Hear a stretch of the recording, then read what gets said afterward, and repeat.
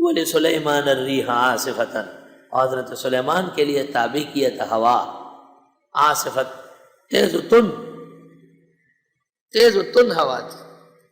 سعید ابن جبیر سے روایت ہے سلیمان علیہ السلام کا تخت جو تھا اس پر 6000 کرسیاں بیٹھتی تھی، سامنے انسان، پھر جنات، پھر پرندے۔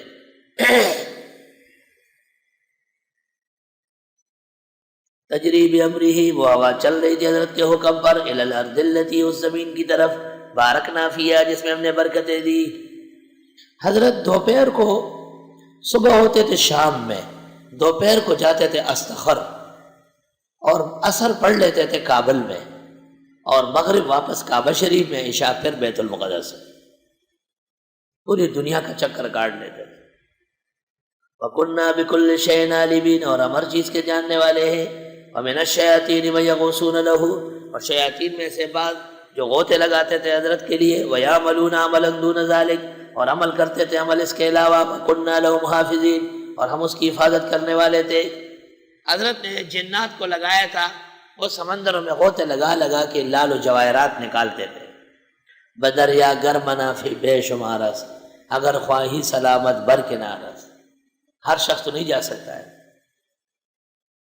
اے فی المائے یستخرجون اللآلی والجواہر، موتیاں اور قیمتی جواہر نکالتے تھے، لیکن اللہ فرماتے حفاظت ہم کر رہے تھے، سلیمان بچانے والے نہیں تھے۔ وَأَيُّوبَ، اور حضرت ایوب کو یاد کرو، اذ نادیٰ ربہ، جب آواز دی اپنے رب کو، انی مسنی الضر، بے شک مجھے تکلیف پہنچی، وانت ارحم الراحمین، آپ خوب رحم کرنے والے ہیں۔ ایوب صابر، یہ یوسف علیہ السلام کے داماد ہے، زلیخا سے 2 بیٹے اور 1 بیٹی رحمت ہوئی ہے، رحمت ایوب علیہ السلام کے عقد میں ہے۔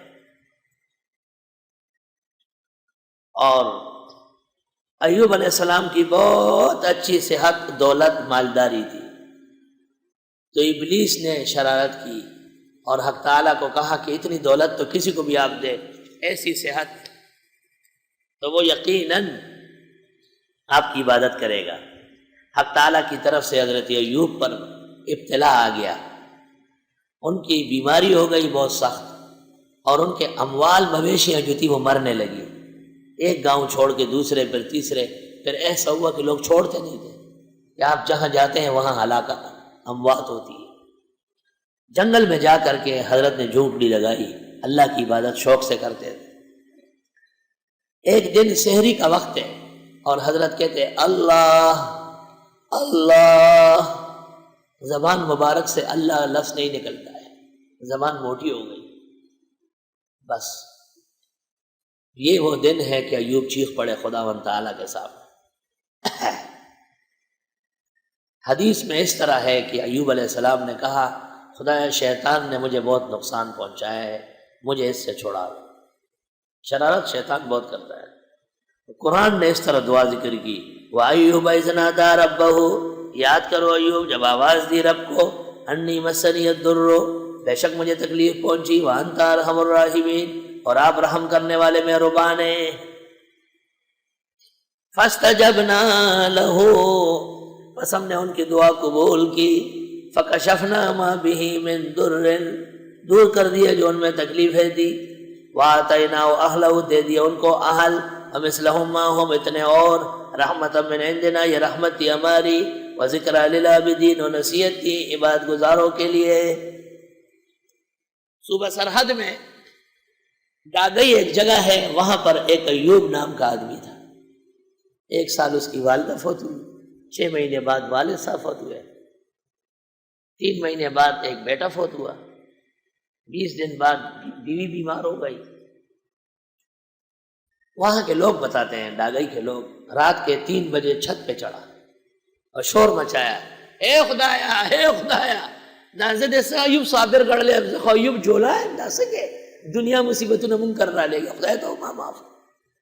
اللہ اکبر، لوگ سارے اٹھ گئے اس کے فریاد پہ، شور ویلا مچایا، اے خداوند کریم تو مجھے ایوب صابر سمجھائے، میں تو ایوب جولا ہوں، لہٰذا کیا مصیبتیں بھیج رہے ادھر، میں نہیں برداشت کر سکتا، مجھے معاف فرما۔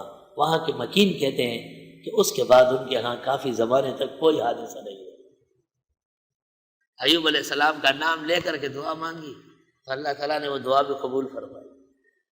بعض لوگوں نے لکھا ہے حضرت کے جسم میں کیڑے ہو گئے تھے، کیڑا گرتا تھا تو پھر اٹھا کے رکھتے تھے کہ اس کا خوراک کہاں ہے۔ یہ سب اسرائیلی پراپیگنڈ ہے۔ انبیاء علیہ السلام کی جسوم جو ہے، اجسام، یہ جنت کی مٹی کے ہیں، ان میں کیڑے نہیں ہو سکتے۔